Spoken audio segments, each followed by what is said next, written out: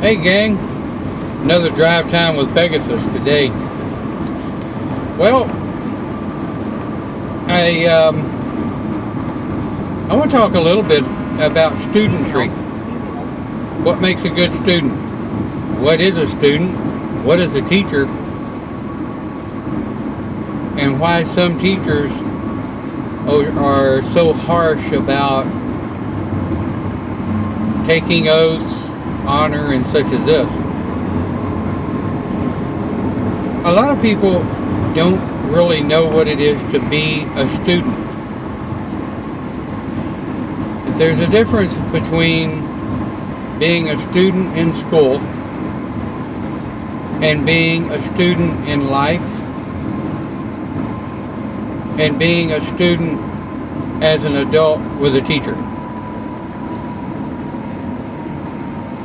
Being a student in school, you have to take it upon yourself to learn, to do, to do extra work, to do little things, to learn more. Well, being a student in life, to finish up, being a student in school, a teacher is going to give you assignments, they're going to grade you on those assignments, and they're going to expect you to do those assignments efficiently and effectively. Well, student in life, every day you're a student in life. You learn something new every day.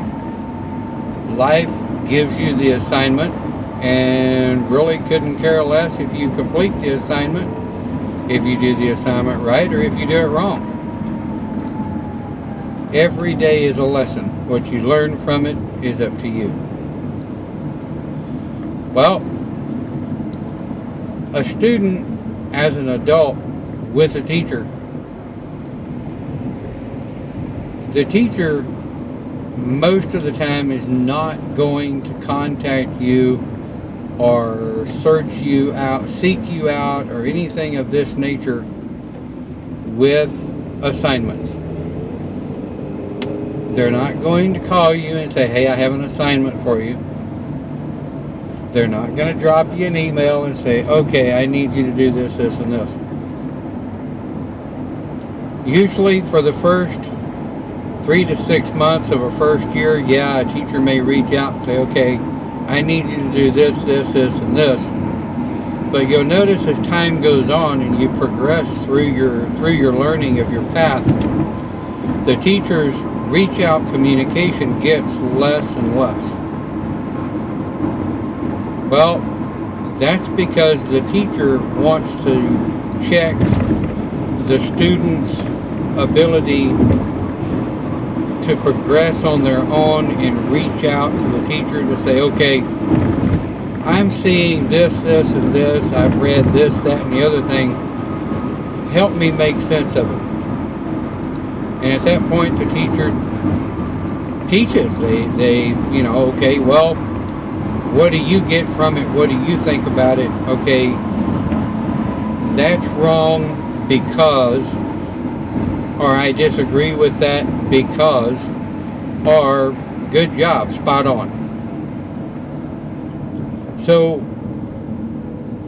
being a student, and man, I've had students through the years that would call me after 3 months all pissed off because, well, you haven't called me, you haven't given me any assignments, I haven't learned anything from you. No, because you didn't pay any attention to the pre-student dedication. Because when I talk to dedicates to the first year, police reported ahead, and I tell them straight up, okay, it is your responsibility to contact me for assignments. So don't blame it on your teacher because your teacher isn't teaching you anything. You have to take it upon yourself to show up at circle, show up for Sabbath, show up for group conversations, Grove, stroke, Coven, stroke, whatever you call them, meetings. You have to take it upon yourself to do the work that's required to get the education in your path that you want.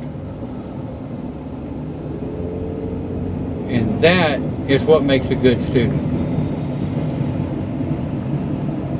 So with that in mind, what makes a good teacher? This one probably is a $10 million question, because every teacher has their own way of doing things. I tend to be a bit of a disciplinarian. I tend to be a little harder on my students than some, and that mainly comes down to, as a shaman, we're held to a different standard. As a shaman, we're held to a standard of seeking answers and accepting when there are no answers. And well, that's a topic for another discussion, isn't it? But to be a good teacher, you've got to be a good listener. You've got to be a good counselor. And you've got to be willing to let the student... Police reported ahead. Periodically, you've got to periodically let the student send your bullshit meter clean off the scale. Watch out. Object on road ahead. And what that means is, students are going to dig themselves a hole. They're going to get themselves in trouble. They're going to do cast that they shouldn't be doing. They're going to do things that they shouldn't do. So you have to keep in mind that